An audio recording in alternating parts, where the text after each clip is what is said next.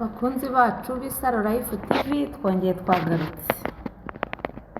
Nkuko nabibasezeranyije nababwiye yuko ngomba kujya mbanza nkabanyurira muri make ikijyanye n'amavitamine duhora tubabwira mu byo dukora.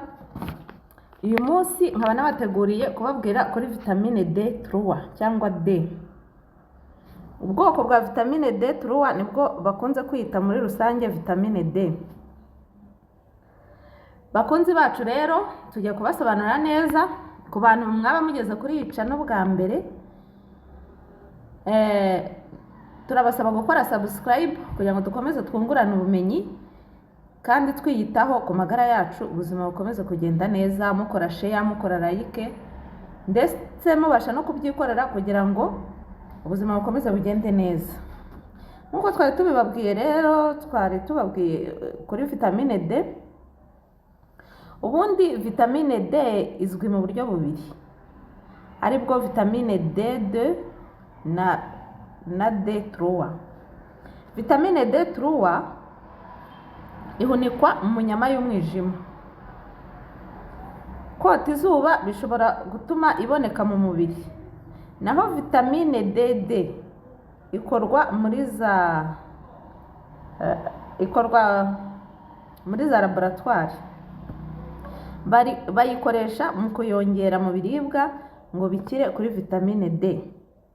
Iyo ngiyo ikaba ariyo yunganira iriya ituruka mu zuba. No mu miti y'ubuvuzi bwa kizungu, umugabane munini wa vitamine D iboneka mu maraso yacu, ikorwa n'uruhu rw'umubiri nk'iyo wose izuba. Bityo rero iyo umuntu akunda kota akazuba, ni ngombwa no kwirwa ashakisha ibiribwa bikize kuri iyo vitamine, ariko akaryota mu buryo bwagenwe. Umumaro wayo ni uwuhe? Ituma imyunyungugu nka phosphore na calcium iba ku rugero rukwiriye mu mubiri, kandi igatuma umubiri ukoresha iyo myunyu neza mu kubaka no gusana amagufa. Itera igikuriro ku bana cyangwa se no ku bantu bigiye hejuru, igatuma n'amagufa akomera. Ibura ryayo rituma amagufa yorohera kandi agahitama. Iyo ndwara bayita rachitisme. Rachitisme ni uburwayi bw'amagufa butuma amagufa ahitama bitewe no kubura iyo vitamine D.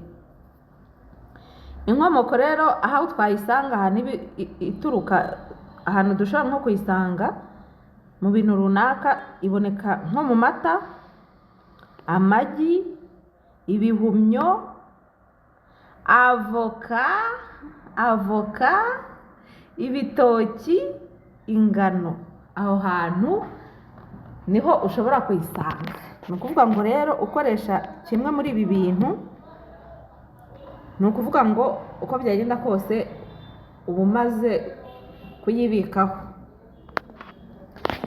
Hari ibipimo abahanga bakoze bivuga urugero ruba rukenewe ku munsi.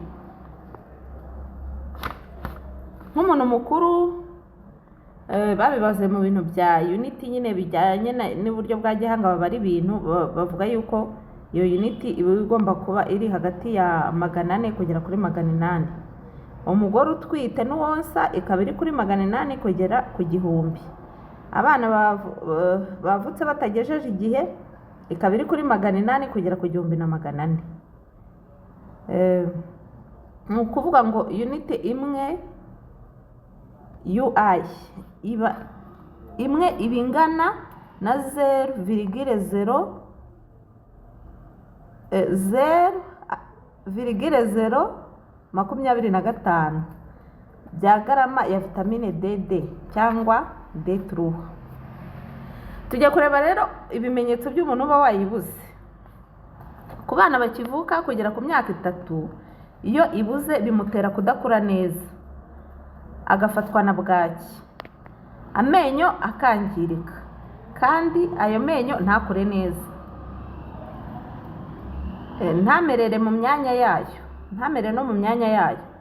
Ku basore n'abakuze bagaragaza ibimenyetso bya bwaki, igituza kiba nabi, ugasanga nyine umuntu nyine nawe urabyumva ntagaragara neza, igituza cye kiba kimeze ukuntu, ndetse n'amagufwa y'ibibero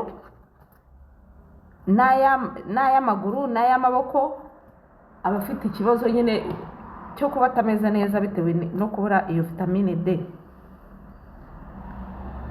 ni ukuvuga rero ngo aho ikora ni ukurinda no kuvura bwake, kubaka inyama z'umubiri, gutuma amenyo amera kandi agakomera, ku muntu warwaye rubagimpande yo mu ngingo, ku muntu warwaye indwara yo kwishimagura ku ruhu,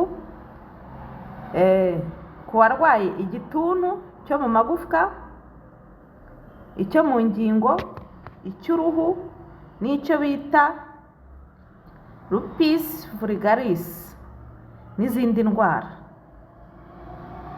noneho ni ukuvuga ngo aha ngaha tubonye aho ikora, ariko noneho hari n'ahantu iyo ibaye nyinshi mu mubiri biba biteye ikibazo, uba ugomba kuyifata ku rugero rukwiriye, ntabwo ari ugufata ibintu by'umurengera, ugomba gufata ku bintu ku rugero, atari ukubyihata cyane kugira ngo wenda ukunde uyibone vuba, byibuze ku rugero ruri hasi. iyo ibaye nyinshi nabwo itera umutima n'impyiko birakomera nk'amagufwa, bikaba byatera urupfu. iyo urugero rurenzeho inshuro enye ku rwari rukenewe byangiza umubiri. ibyiza ni ukuyikura mu kota izuba buri munsi. urumva ko rero ikintu icyo ari cyo cyose kiba kigomba gufatwa ku rugero kikanitonderwa. buriya rero kota akazuba ntimukajye mubipinga mubikinisha, bigira akamaro. burya abantu babyuka biyotera akazuba cyangwa ukanagenda ku zuba, burya hari ikintu aba ari kurusha nk'umuntu wenda wicaye mu modoka cyangwa se utajya ushaka kwikoza kuri ako kazuba. icyo gihe wenda we abona rwa rugero ruturutse mu byo kurya, ariko ku kazuba cyane cyane urumva ko ariko katugirira umumaro. bakunzi bacu rero b'Isaro Life TV, naha dusoreje ikijyanye na vitamine D. narababwiye ngo wenda hari igihe mwumva tubabwiye ngo ikintu runaka kirimo vitamine iyi n'iyi, vitamine iyi n'iyi, kibise vitamine, ntimusobanukirwe ibyo ari byo. ni ubwo buryo nzajya ngerageza gucishamo mu ncamake, mbasobanure ku byo mbona abahanga bagiye babivugaho, nifashishije ibitabo ngenda mbikuramo runaka.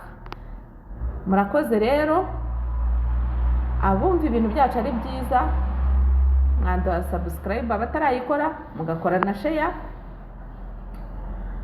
mugatera na comment, mukatubwira uko muba mwabyumvise.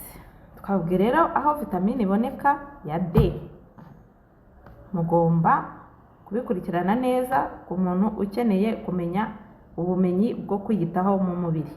murakoze, naho ubutaha.